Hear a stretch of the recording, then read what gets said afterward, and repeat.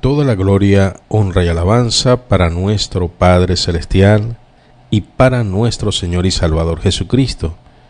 Damos gracias a Dios por permitirnos este tiempo, un tiempo maravilloso para poder estudiar las Sagradas Escrituras juntos y en armonía a través de esta prestigiosa plataforma que es Chofar en las ondas hercianas, también a través de www.chofarsonando.com, y por ello le damos la gloria al Señor porque nos permite este medio para poder llegar al mundo entero. A todos los hombres y mujeres de bien, que Dios les bendiga en todas partes, dentro y fuera. Que Dios siga haciendo esa obra perfecta, que Dios siga resplandeciendo en sus vidas de una manera sobrenatural con salvación, con vida eterna, y también sea el Señor añadiendo conforme a su necesidad y a las riquezas en gloria de nuestro Padre Celestial. El día de hoy vamos a la continuación de este tema que inició el día lunes y lo hemos titulado Iglesia Saludable, hablando de características de la congregación cuando nace en el primer siglo y es el ejemplo a seguir.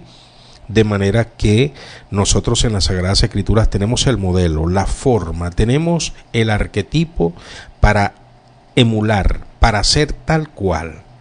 Y si así lo hacemos, vamos a contar con la bendición de Dios en esta tierra, con su aprobación, con la bendición y riqueza de Dios que viene y no añade tristeza, y seguro tendremos una eternidad garantizada al lado de nuestro Padre Celestial y de nuestro Señor Jesucristo. Por ello, le invitamos una vez más a prepararse con su material de apoyo, su Biblia, su libreta, su apuntador y una disposición en el corazón para aprender. Entonces, contextualizo a la familia que se está añadiendo. Estamos hablando de las características de lo que es una iglesia saludable, basados en el libro de Hechos, que está la historia de la iglesia primitiva, y en los primeros capítulos se habla de ese crecimiento exponencial y de manera ordenada, nada que ver con un movimiento desorganizado. La iglesia crecía en todo el sentido de la palabra con el apoyo de Jehová, porque Él es el que permite que la iglesia crezca, y habían señales y prodigios, porque la iglesia tenía una forma, la iglesia tenía un ejemplo a seguir, y ese ejemplo y esa forma estaba basada en la sana enseñanza de los apóstoles, que a su vez tenía apego y arraigo al fundamento de los profetas. Y es que cuando nosotros vamos a la historia bíblica nos percatamos que cada vez que se empleó el método de los apóstoles, la iglesia funcionó. Hoy día vemos un crecimiento, entre comillas, por todas partes de congregaciones, por todas partes de ministerios, y se habla de un avivamiento en todas partes, y resulta que cuando vamos a la óptica de Dios a meter una lupa que es una lupa objetiva, sin ningún tipo de hormonas en el análisis, sino que lo hacemos de manera objetiva a través de las Sagradas Escrituras, nos damos cuenta de una deficiencia y por ende, al haber la carencia, al haber esa necesidad, nos encontramos una iglesia raquítica, una iglesia escuálida, una iglesia que en la mayoría tiene una enfermedad espiritual que va carcomiendo por dentro. Por fuera hay una apariencia, por fuera hay un testimonio, pero no es sostenible de manera individual y en lo privado. Hablando de lo espiritual, Dios no la aprueba, porque Dios nunca va a aprobar una congregación que esté fuera del parámetro de las Sagradas Escrituras, y ya hemos colocado ejemplos en doctrinas que se están imponiendo desde hace mucho tiempo, pero que hoy, con el potencial y la ayuda de las redes sociales, eso ha crecido de manera exponencial. La apostasía, el desacato, el despropósito, y nada que ver con lo que establecido está en la bendita palabra de Dios, donde hay personas que se atreven a decir que son elegidos de Dios prácticamente como Jesucristo,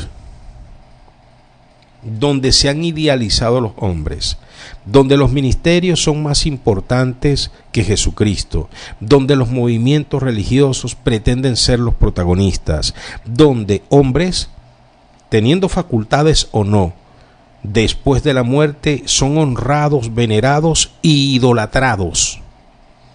Imagine usted eso. La iglesia primitiva idolatró a hombres que nos precedieron, que les precedieron a ellos. Un ejemplo, donde dieron culto y reverencia a Juan el Bautizador. Y dice Jesucristo que no hay uno parido de mujer más grande que ese. Esa fue la honra que le dio Jesús, más nada. Pero Jesús le hacía culto a Juan el Bautizador. ¿Dónde aparece eso en las Sagradas Escrituras? ¿Se da cuenta? Entonces, como tenemos un ejemplo, nosotros nos apegamos a las Sagradas Escrituras y aprendemos. Ahora, yo quiero en esta hora que tomemos de una manera radical, escúcheme bien, de una manera radical. Usted dice, pastor, vamos a hablar de manera radical. Absolutamente, sí.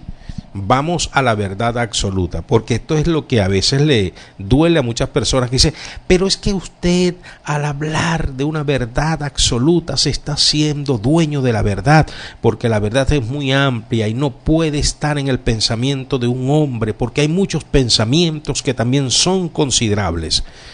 Sí, yo reconozco eso, pero cuando me refiero a la verdad absoluta no me estoy refiriendo a mis pensamientos. Me estoy refiriendo a la enseñanza bíblica a tenor del tema que estamos hablando. ¿Por qué? Si hay enfermedad y si hay personas que están propiciando esa enfermedad, personas que están propiciando el deterioro del cuerpo de Cristo infiltrados entre nosotros, nosotros tenemos que tomar el antídoto que viene a través de las Sagradas Escrituras, que es la verdad irrefutable, y esa, la que está en la Biblia, sí es infalible, no como la verdad que se maneja por allí en el magisterio, dicasterio y en el papado, que hablan una cosa hoy y otra mañana, y allí tienen unas grandes diferencias ellos hoy día, porque se le ocurrió a León decir que dejen de llamar a María corredentora y dejen de llamar a María intercesora. Ahí está el mundo católico revuelto, ellos tienen sus pugnas, unos apoyan a León, pero eso es un sigma que hay allí, grandísimo, porque el Papa acaba de dar el documento y decir, no sigan llamando a María corredentora, no sigan llamando a María intercesora. Hay un solo mediador y es Jesucristo. Wow.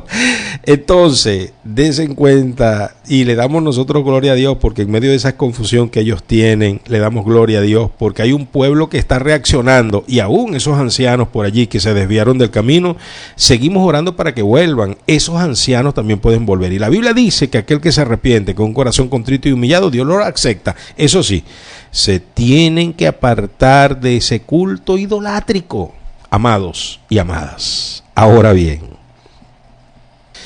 ¿qué hacer cuando reconocemos que la congregación donde estamos tiene una enfermedad? ¿Qué hacer? Porque yo les he dicho, usted calladito, calladita, saque cuenta. Si en su congregación se está hablando de igualdad de género, eso hay enfermedad. Si en su congregación se está hablando del divorcio, así como cambiarle el pañal al niño, es decir, el divorcio como algo normal, eso usted está en una iglesia enferma. Si usted está en una congregación donde lo importante es la prosperidad material, usted está en una iglesia enferma. Si se está hablando en la congregación donde usted está, que usted tiene que dar más del 50% en diezmos y ofrendas, usted está en una iglesia enferma. Si usted está en una congregación donde se está enfatizando en la forma de vestir, usted está en una iglesia enferma. Una iglesia enferma, entonces hay una maravillosa recomendación, un lineamiento, una verdad absoluta, y por ello le invito a las Sagradas Escrituras. Y vamos a tomarnos el tiempo. Tenemos hoy una actividad, pero vamos a aprovechar este tiempito que tenemos para estudiar. Miren, en Primera de Timoteo, capítulo 6, versículo 3, ubíquese por favor allí. Primera de Timoteo, capítulo 6, versículo 3. Vamos allí y vamos a tomar esta verdad absoluta. En el caso de que usted esté en la iglesia enferma, ¿dónde está? Mire lo que dice el Señor. Primera de Timoteo capítulo 6 versículo 3. Si alguno enseña otra cosa y no se conforma a las sanas palabras de nuestro Señor Jesucristo y a la doctrina que es conforme a la piedad, presta atención. Si alguno enseña otra cosa, si usted está en una congregación donde se enseña alguna cosa que no se conforma a las sanas palabras, usted está en una iglesia enferma. A las sanas palabras de nuestro Señor Jesucristo. Pongo el ejemplo otra vez. Jesucristo no nos enseñó a darle culto a los muertos. Jesucristo tenía bastantes muertos importantes que le precedieron. Un ejemplo, su papá José. Jesucristo no enseñó a prenderle velas a José. Jesucristo tuvo un primo muy importante que según Jesús no hay un hombre parido de mujer más importante que ese, Juan el Bautizador. Jesucristo no le mandó a prender vela a Juan el Bautizador. Jesucristo estuvo una tía llamada Elizabeth. Algunos la llaman Bexabé. Bueno, no importa. Pero esa tía de Jesucristo en este tiempo la tienen como una idólatra y la idolatran. Una santa, Santa Elizabeth o Santa Isabel. Pero Jesús no le mandó a prender vela ni a rezarle. Jesucristo no lo hizo. Si Él lo hubiese hecho, nosotros tuviéramos el pie para decir que Él lo hizo. Si Él hubiese mandado, así como mandó a practicar la Pascua en su nombre, porque Él mandó a practicar la Pascua en su nombre, esa institución de la Pascua Él la consolidó, la Pascua cristiana, la cena del Señor, la Eucaristía se dice en otras partes, el bendecir el pan, Él mandó a practicar. ¿Por qué nosotros practicamos la cena del Señor? Porque Él lo mandó a hacer, es una institución cristiana. Ahora, Jesucristo no mandó a prenderle vela ni a San José, ni a San Juan el Bautizador, el Bautista, ni a Santa Elizabeth. ¿O sí? ¿Y por qué los hombres por allí enseñan eso? Porque usted está en una iglesia donde se enseña no conforme a las sanas palabras de Jesucristo y a la doctrina que es conforme a la piedad. Es decir, si usted está en una congregación donde le dicen siembra, siembra en el reino, siembra, siembra para que coseches y trae tu fortuna y trae tu dinero y trae tu oro y trae tus dólares y trae tus prendas y trae tus carros para que tengas más carros. Eso no es conforme a la piedad. Raíz de todo mal es el amor al dinero, el cual, procurando muchos, cayeron en lazos de perdición.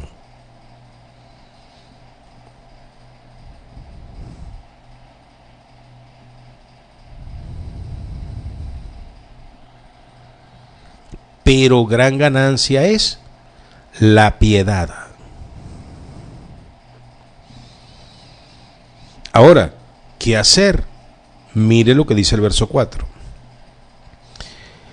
Esas personas están envanecidas. ¿Sabe lo que es envanecido? Una persona fuera de sí. Una persona que tiene más alto concepto de sí que el que debe tener. Una persona fuera de control, envanecido. Una persona, mire, que está totalmente fuera de la dirección que debe estar. Lo mandaron para Caracas y está en Santa Elena de Guairén. Lo mandaron para Cabimas, estado Zulia, y está en Irapa. ¿Se da cuenta?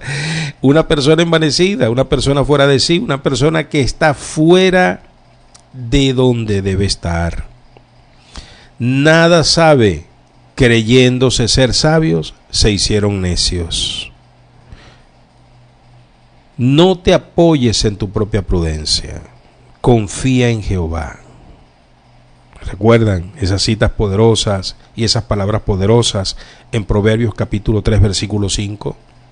No te fíes, no confíes en tu propia prudencia.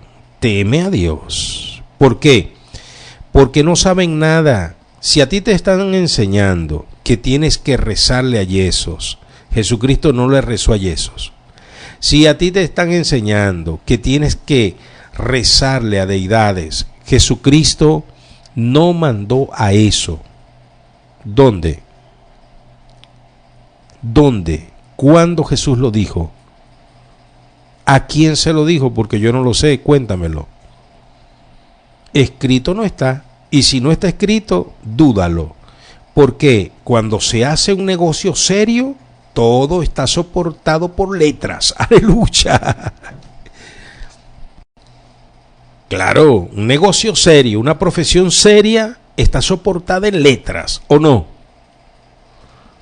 Entonces, si tú estás en una congregación donde se les reza yeso, cosa que Jesús no hizo, donde se les reza imágenes, estampillas, escapularios, imágenes, donde se las echan al hombro, cuéntamelo porque yo no lo sé. Jesucristo no anduvo con eso. Usted dice, no, pero es que el arca, el pueblo Israel. Me estás hablando de tiempo antiguo y de pacto pasado. Me estás hablando del contrato pasado. Ya ese contrato quedó extemporáneo. Háblame del contrato nuevo, papá. No me hables del contrato pasado. No, Jule, eso quedó en el pasado. No, que allá el pueblo de Israel cargaba el arca. Ese es en el pasado. Yo estoy en el presente y Jesucristo no cargó ningún arca. Jesucristo no se echó en el lomo solo una cosa llamada madero y lo hizo por ti y por mí, y después se levantó aplastando ese mismo madero. Él se levantó de entre los muertos. Jesucristo no enseñó a rezarle a deidades, yesos, imágenes.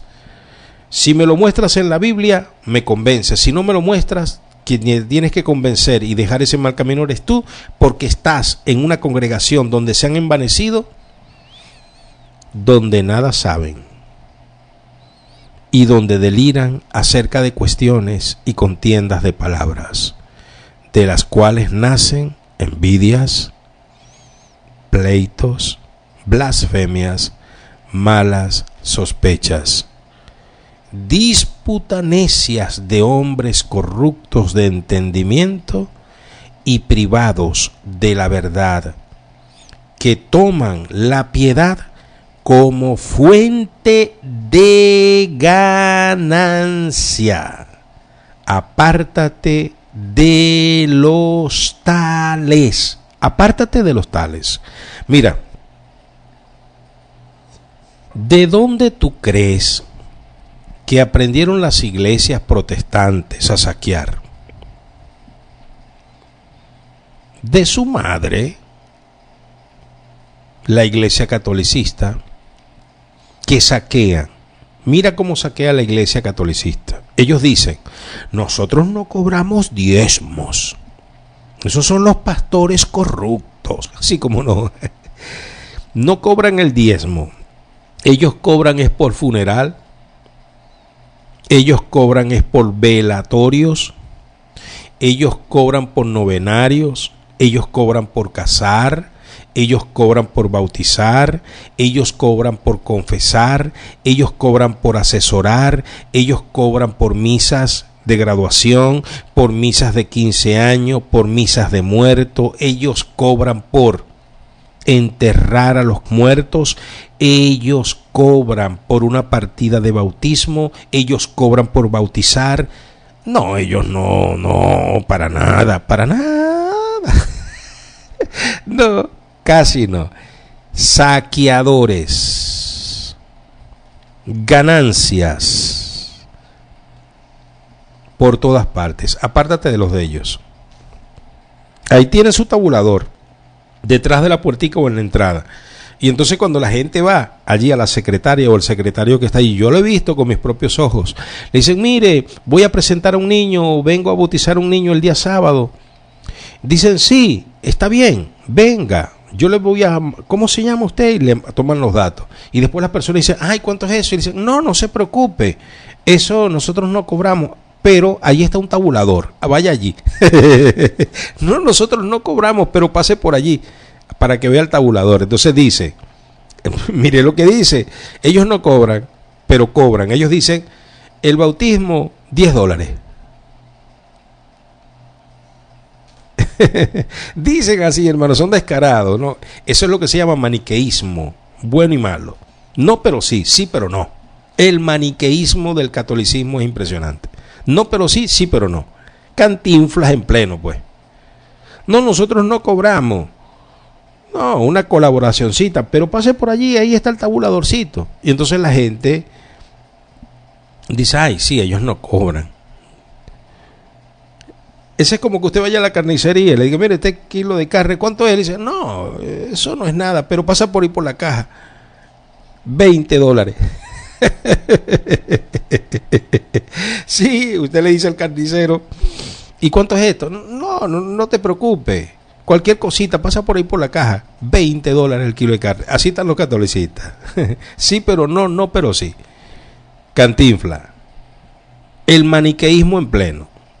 Ahora, ¿qué dice la Biblia? Apártate de los tales.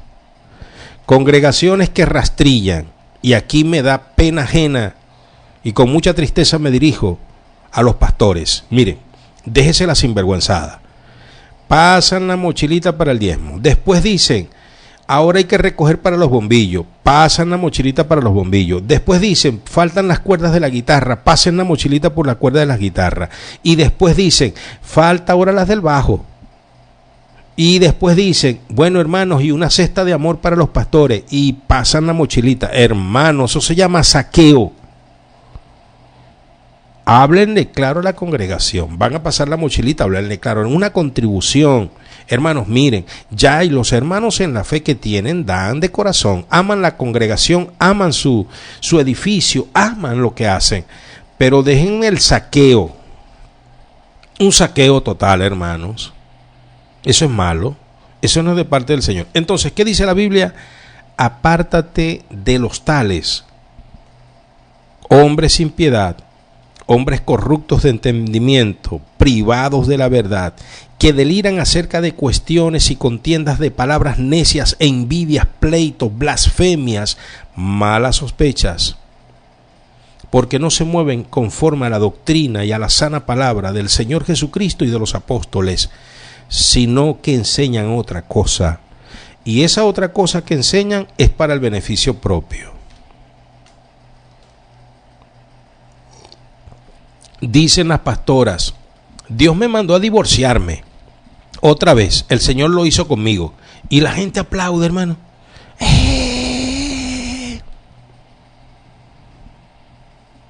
¿Cómo que el Señor te mandó a divorciar? ¿Dónde aparece eso en la Escritura?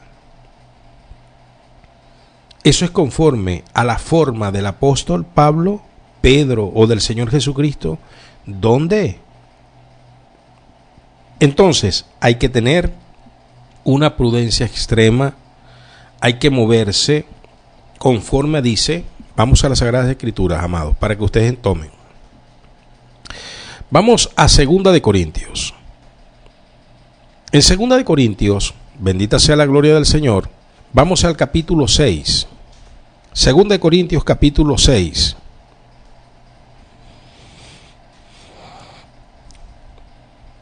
Mire lo que dice. Verso 16. ¿Y qué acuerdo hay entre el templo de Dios y los ídolos? Dios no comulga con ídolos, Dios no comulga con imágenes, Dios no comulga con ningún tipo de culto a otros dioses. ¿Y qué acuerdo hay entre el templo de Dios y los ídolos? Porque vosotros sois el templo del Dios viviente. Como Dios dijo, habitaré y andaré entre ellos, y seré su Dios, y ellos serán mi pueblo. Por lo tanto, esta es la orden.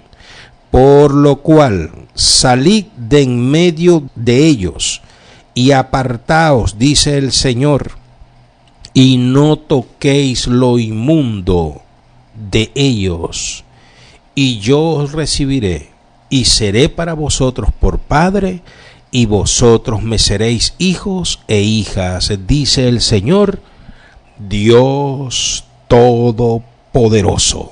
Sal de en medio de ellos, apártate.